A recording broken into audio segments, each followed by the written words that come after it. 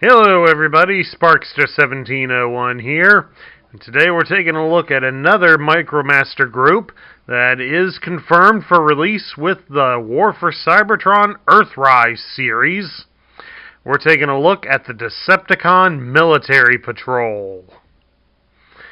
The Military Patrol in their G1 form was released in 1990. They would be among the last of the Transformers released here in the United States, being discontinued in 1991 when the line was taken out of circulation. And for the team, we have Bomb Shock, Dropshot, Gurl, and Tracer.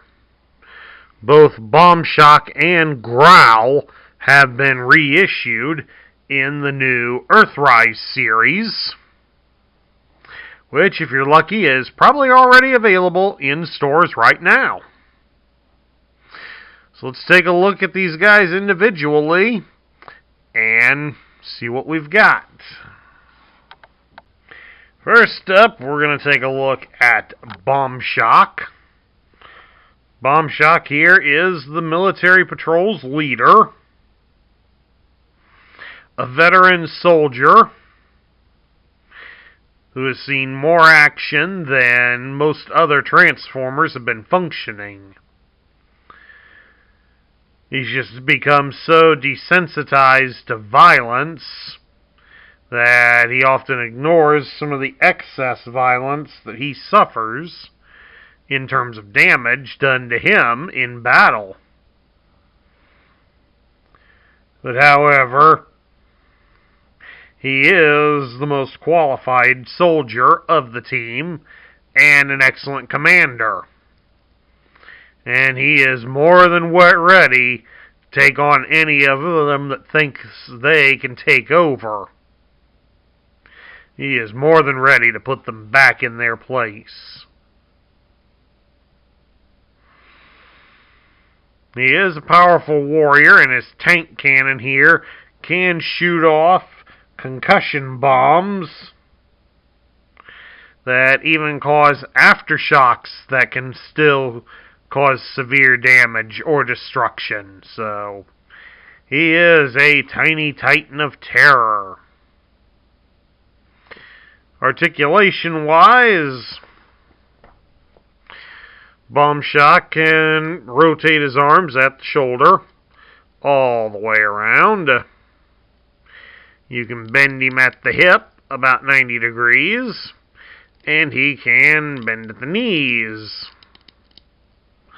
about 90 degrees, so he can look like he's sitting down. To transform Bomb Shock, you'll start by taking his chest panel here. You'll fold it up and over his head. You'll straighten his arms out. Then you'll come around here and fold his feet up and over his legs. And then we will rotate the turret around. And as you can see, Bomb Shock is a tank. He's specifically made to resemble a Leopard 2 main battle tank. So he's quite similar to his fellow Decepticon Quake in alt mode. But of course, unlike Quake, you can rotate Bomb Shock's turret all the way around, and his cannon can be raised up all the way. So he's got quite a range of motion for his tank cannon. And of course, how does he roll on his little wee wheels? So like I said, he's got wee wheels. He doesn't have real tread. How does he roll on the wee wheels? Actually rolls pretty good for what you would expect out of a tank.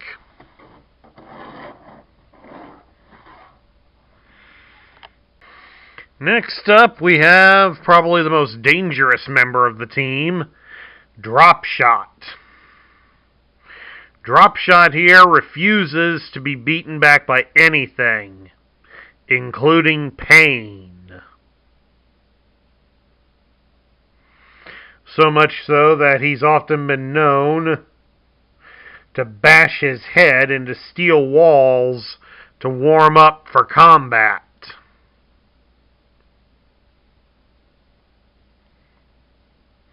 He does not like the prospect of being thought of as weaker than any given challenge, so he will keep going at it until the challenge has been destroyed, or he is. In fact, he seems to enjoy getting the pain so much, as he's usually the one that's the most vocal about wanting to replace Bombshock as leader, knowing that when he does make that boast, Bombshock will beat the snot out of him.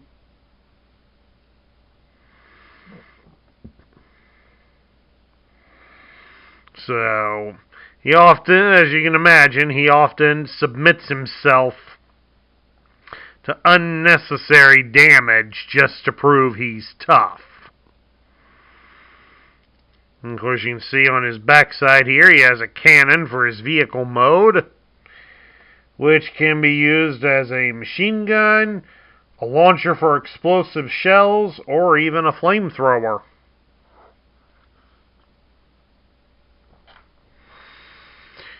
Taking a look at his articulation, he has about the standard for a Micromaster. You can rotate his arms all the way at the shoulder. You can bend his legs at the hip about 90 degrees, and of course you can bend his legs at the knees. To transform Dropshot, you fold this cavity up here on his chest. Make sure that it's not loose. I bought this guy loose from an online seller, and I didn't realize the hood was missing, so naturally I had to buy a new one. At any rate, you fold his arms down, like so, and then you'll fold up his legs onto his backside, like so. And there you have his vehicle mode. He becomes an APC, or Armored Personnel Carrier. Cops won't stop one of those, will they? Yeah, I doubt that too. At any rate, how does he roll? Rolls pretty good for a heavily armored vehicle. Next up on the team, we have Gurl, who is the team's resident bully.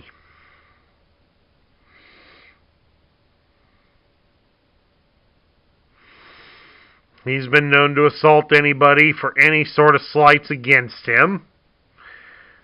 One time he pushed it too far and found himself faced with the choice of hard time in prison or military service. Obviously, he chose the latter, and has served with the Decepticons ever since.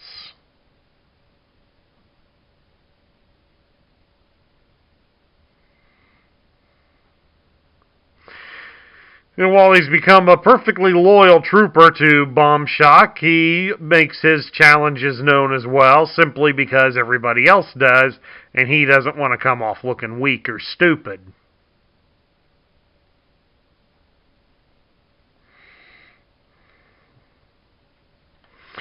Unfortunately, he is pretty stupid, because he's not very creative when he's on his own, and is often impressionable, meaning that the others can guide him into doing what they want him to do. Articulation-wise, Gurl is kind of limited due to the way his alternate mode is set up. His arms can pretty much be positioned in a 45-degree angle, so they fold down against the body or go up and stop at the shoulders. You can bend his legs at the hip, close to 90 degrees. There we go. He actually did it. And you can bend him at the knee as well to give him a full sit-down look. Gurl here is also one of the few to have an accessory, so we'll take a look at that real quick before we transform him. This is Growl's gun. It is said to be a machine gun.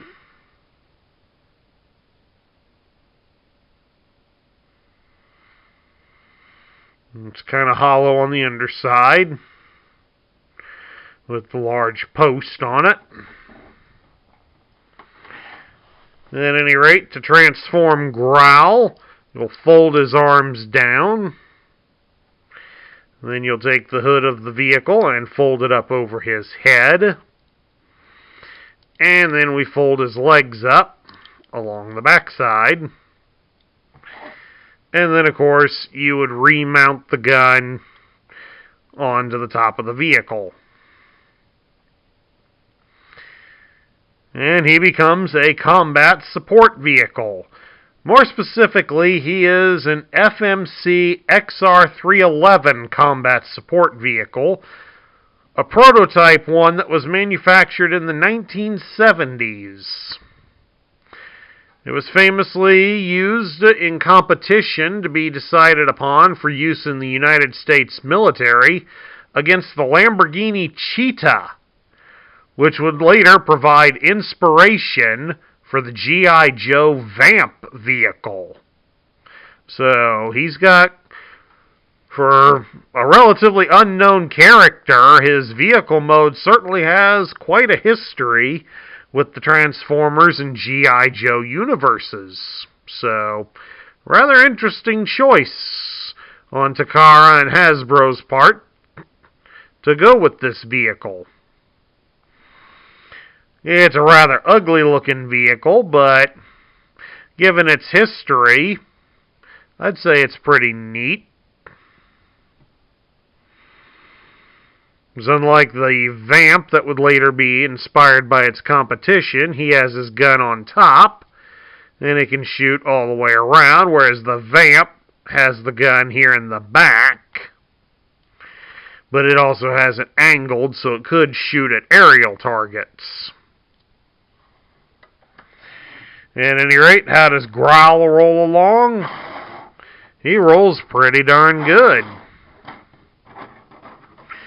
But of course he has to, otherwise he'll look weak to the others. And lastly, we have Tracer.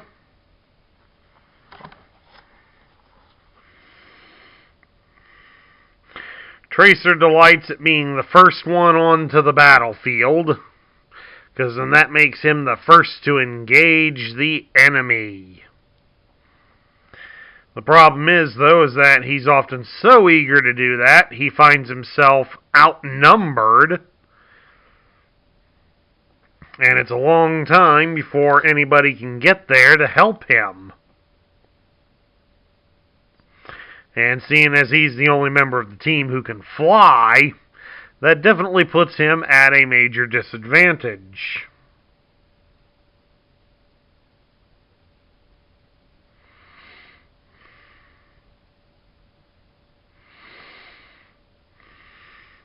And while he is confident he could lead the unit, he is very respectful of Bomb Shock, actually, and has a healthy admiration for him, as well as a deep fear of the physical assault he would get if he should openly challenge him.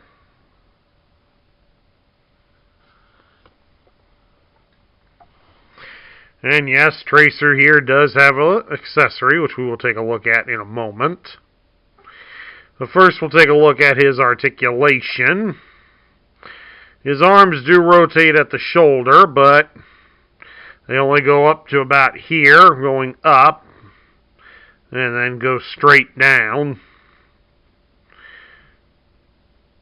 His legs can be bent at the hip. The only problem is that the tail of his vehicle goes with it because it's fused to his knees.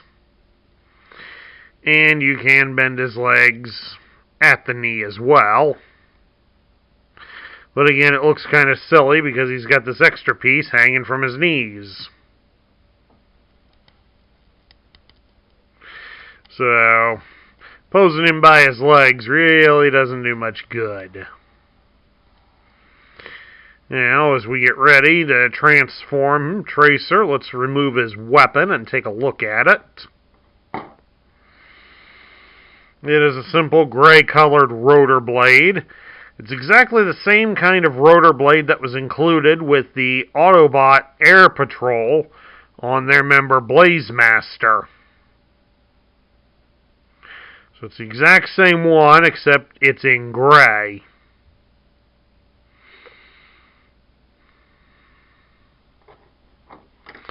Anyway, to transform Tracer, we fold his arms down alongside his body.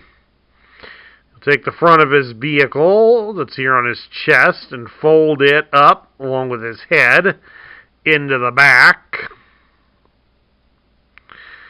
And then we will fold his legs up so that they run against his body. Like so. And then, of course, we will attach the rotor blade. As you can see, spins pretty good. And you have Tracer here as an attack helicopter. Specifically, he's intended to look like an AH-64 Apache helicopter. The same type of helicopter that fellow Decepticon Spinister was intended to look like. Except Tracer is more convincing at it, because at least the black color is a lot better than the hodgepodge of colors that Spinister came in. And of course, if you're wondering, if you grab him by the tail, he does swoosh kinda okay. It's just a matter of keeping the tail straight, given how little room you actually have to hold on to it. Of course, trying to hold on to it with these fat adult fingers doesn't help. And he does have a set of wee wheels, but that's more for landing him, since he tends to lean upwards due to all the excess weight in the back. So, not really much for looks on that one. Now that we've seen all of them and seen their weapons and accessories, we'll take a look here at their card backer. And again, they would have all been arranged in here by their picture. Bombshot, Dropshot, Tracer, and Gurl, all in their vehicle modes. It looks like this unit was sold at a Toys R Us, and they retailed for about $5. Turn it around to the back side, and again, commissioned by the Micromaster Command. It has the same guys that were available on the market as the Hot Rod Patrol that we reviewed last week. We got each guy's individual instructions and mottos. Bombshot's motto is, "Take it with force or you'll never take it at all." Tracer's is, "Pummel the enemy and victory is yours." Dropshot is, "Hit it until it hurts, then hit it again." And Growl's is, "If it moves, crush it." And of course down here is the barcode and the robot point. They were worth 1 point. Over here, as you can see, their group shot here was done predominantly in purple to show they were a Decepticon. And each of the 4 pictures of the members is the exact same picture that you would have found on the front of the card. It gives the unit's name as the Military Patrol, and their function is Frontline Assault. The team's motto is, "The ultimate force is the force of destruction." The bullies of the battlefield learn to fight while terrorizing the steel streets of Cybertron, as unmerciful and cold as solid ice, feared by their Autobot enemies for their fierce and unrelenting attacks. Often circle their target, blasting it again and again until nothing but ashes remain. Each firmly convinced he should be the leader of the patrol. Often take pot shots at one another out of spite. constant bickering and refusal to work together make it impossible for them to complete a mission. And even though it says that there, but you come over here to the grid, and it gives their teamwork and cooperation both at 7s.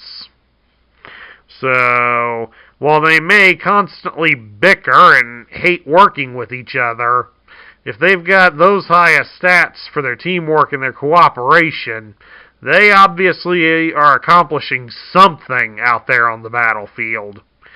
Because if they weren't, Megatron or Galvatron would have vaporized them long ago. Their strength is a perfect 10. Their endurance is 6, and I think that's a little off, since both Dropshot and Gurl both have their bodies designed so in their alternate modes they can deflect some of the enemy armor, some of the enemy weapons that hit them.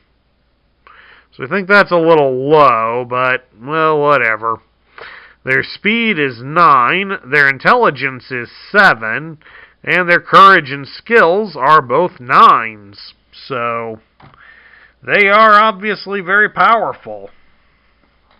And, even though it says they can't complete a mission, that skill number as well kind of says they know what they're doing. So, I think we got a misnomer on their tech specs. Now we get down to my thoughts. What do I think of the Military Patrol? Military Patrol is another fine addition to the Decepticon army. Since after all, they are a bunch of military vehicles, and that seems to fit well with the theme that the Decepticons follow. So they definitely fit in with the team very well. Some of the design choices for them, they're a bit questionable. I mean, Tracer is the one that looks the worst due to the fact that the robot legs are sticking out on the helicopter mode. And obviously you are limited on how you can pose his legs because of the fact of the tail rotor, the tailpiece being stuck to his knees. So, obviously he's the worst looking of the bunch, but being a Decepticon helicopter, and the Decepticons do have the greater air force over the Autobots, he does make a nice welcome addition to the team. And all of the members of the team, while they do all have their faults, they all do seem to work well with their strengths when they're all not fighting or acting like they want to take command of the unit. So all in all, they are a worthwhile addition, even if you're not a fan of the Micromasters. These guys still would fit in pretty well with most of your Decepticon units. And that concludes my review of the Decepticon Military Patrol. I hope you all enjoyed it. If you liked this video, drop me a thumbs up here on YouTube. If you're new to the channel, please hit the subscribe button down below and join our ranks. Also, ring the bell so you'll be notified when I post new content, as Earthrise stuff is coming out, and hopefully pretty soon I'll be starting to post new content featured for that. Also, please share this video with your friends and fellow collectors, and share your thoughts about the Military Patrol in the comments down below. This is Sparkster1701 saying I will catch you all later.